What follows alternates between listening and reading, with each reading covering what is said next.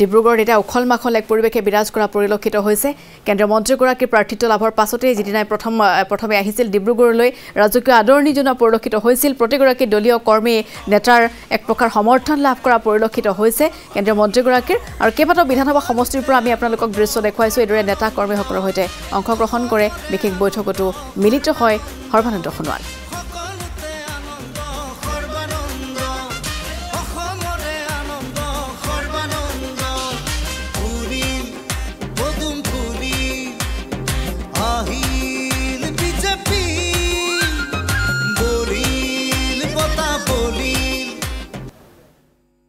ভাল লাগিছে আৰু বিশেষকৈ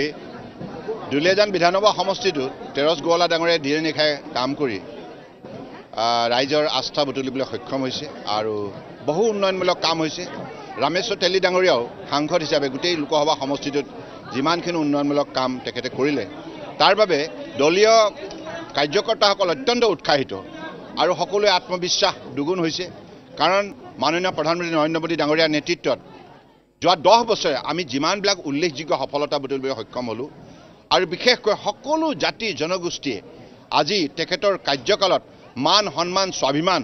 আজি ৰক্ষা কৰিবলৈ সক্ষম হৈছে আৰু সকলোৱে সামাজিক নিৰাপত্তা সামাজিক ন্যায় অৰ্থনৈতিক উন্নয়নৰ বাবে তেখেতসকলে সুবৰ্ণ সুযোগ পাইছে আটাইতকৈ গুৰুত্বপূৰ্ণ কথা সকলোৱে প্ৰতিগৰাকী নাগৰিকে সন্মান সহকাৰে জীয়াই থকাৰ অধিকাৰ ভোগ কৰিছে গতিকে সেইবাবে দুপদুপে ভাৰতবৰ্ষ আজি উন্নয়নৰ দিশত আগুৱাই গৈছে আজি কংগ্ৰেছৰ শাসনকালত আজি 10ম স্থানত থকা দুৰ্বল ভাৰতক আজি সবল কৰিবলৈ তেখেত সক্ষম হৈছে 10 স্থানৰ পৰা আহি পেলাই 5ম স্থানলৈ তেখেতে আজি কম সময়ৰ ভিতৰত আনিবলৈ সক্ষম হৈছে ইয়াৰ মূল কাৰণটো হৈছে সঠিক নীতি সঠিক নিৰ্ণয় সঠিক পৰিকল্পনা সঠিক আঁচনি সঠিক শক্তিশালী সিদ্ধান্ত আৰু ভৱিষ্যত দৰ্শন যাৰ বাবে আজি ভাৰতবৰ্ষৰ জনতাই তেখেতক আস্থা আৰু বিশ্বাসত লৈছে আৰু সবকা সাথ সবকা বিকাশ যিটো নীতি এই সাৰ্বজনীন নীতিয়ে সকলো জাতি জনগোষ্ঠীক আস্থা আৰু বিশ্বাসত লৈ এই বিকাশ যাত্ৰা তেখেতে যোৱা 10 বছৰ সফলতাৰে সম্পূৰ্ণ কৰিলে আৰু আগন্তুক দিনত তেখেতে ইতিমধ্যে লক্ষ্য ভাৰতবৰ্ষৰ জনগণক দিছে যে অহা 25 বছৰ যেতিয়া ভাৰতবৰ্ষৰ স্বাধীনতা লাভ কৰা 100 বছৰ সম্পূৰ্ণ হ'ব 2047ত তেতিয়া এইখন ভাৰতবৰ্ষক বিশ্বৰ শ্ৰেষ্ঠ উন্নত ৰাষ্ট্ৰ হিচাপে গঢ়ি তুলিব লাগিব আৰু সেই লক্ষ্যত আমি উপনীত হ'ব পাৰিম এই কাৰণে আমি ইতিমধ্যে তৃতীয় স্থানলৈ ধাৱমান হৈছোঁ আৰু 2030ৰ ভিতৰত এইখন ভাৰতবৰ্ষই পৃথিৱীৰ তৃতীয় বৃহৎ অৰ্থনীতি হিচাপে নিজক প্ৰতিষ্ঠা কৰিব পাৰিব সকলো শ্ৰেষ্ঠ অৰ্থনৈতিকবিদ হিচাপে ডাঙৰ ডাঙৰ ইনষ্টিটিউশ্যনবিলাক গ্ল'বেল ইনষ্টিটিউশ্যনবিলাকে এই প্ৰেডিকশ্যন দিছে আৰু সকলো একেমুখে কৈছে সেই আমেৰিকাই হওক ইউৰোপে হওক যিমান সংখ্যক এছিয়াৰ ডাঙৰ ডাঙৰ উন্নত ৰাষ্ট্ৰবিলাকে হওক সকলো বিশেষজ্ঞবিলাকে কৈছে নাও India is the fastest growing economy আৰু সেইকাৰণে আজি ডিব্ৰুগড় লোকসভা সমষ্টিৰ ৰাইজেও আগন্তুক দিনত এই লোকসভা সমষ্টিটো ভাৰতবৰ্ষৰ ভিতৰত শক্তিশালী এটা লোকসভা সমষ্টি হওক সকলো দিশতে আগন্তুক দিনত যাতে এই সমষ্টিটো জাকত জিলিকা হওক তাৰ বাবে আমি সকলোৱে এই নিৰ্বাচনত ৰাইজক আমি শ্ৰদ্ধা জনাই ৰাইজৰ সঁহাৰি বিচাৰিম আৰু মোৰ দৃঢ় বিশ্বাস আমাৰ প্ৰতিজন বিধায়কে তেৰছ গোৱালাৰ পৰা আৰম্ভ কৰি আমাৰ প্ৰতিজন বিধায়ক তিনিচুকীয়া আৰু ডিব্ৰুগড় জিলাত যিমান ডিব্ৰুগড় লোকসভা সমষ্টিৰ অন্তৰ্গত প্ৰতিজন বিধায়কে যিমান নিষ্ঠাৰে কাম কৰিছে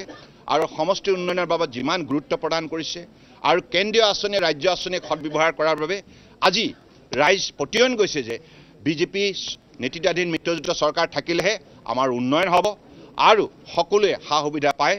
নিজৰ জীৱনটো সুন্দৰভাৱে গঢ় দিব পাৰিব আৰু ৰামেশ্বৰ তেলী ডাঙৰীয়া যিখিনি উল্লেখযোগ্য অৱদান আগবঢ়াইছে মই তেখেতক তাৰ বাবে আন্তৰিক কৃতজ্ঞতা জ্ঞাপন কৰিছোঁ আৰু বিশেষকৈ তেৰছ গোৱালা ডাঙৰীয়াই আপোনালোকে আজি দেখিলে এইখন সভাত দলৰ প্ৰতিটো পৰ্যায়ৰ কৰ্মকৰ্তা মণ্ডলীয় হওক জিলা হওক বা ৰাজ্যিক সমিতি হওক বুথ কমিটি শক্তি কেন্দ্ৰ পৃষ্ঠা প্ৰমুখ সকলো পৰ্যায়ৰ মৰ্চা সকলো পৰ্যায়ৰ কাৰ্যকৰ্তাসকলে যিমান আজি দৃঢ়তা প্ৰদৰ্শন কৰিছে এই দৃঢ়তাৰ অন্তৰালত আছে সফলতাৰ মূল বীজ গতিকে এই সফলতা প্ৰদান কৰাৰ ক্ষেত্ৰত মই স্থানীয় বিধায়ক তেৰছ গোৱালা ডাঙৰীয়াক বিশেষভাৱে ধন্যবাদ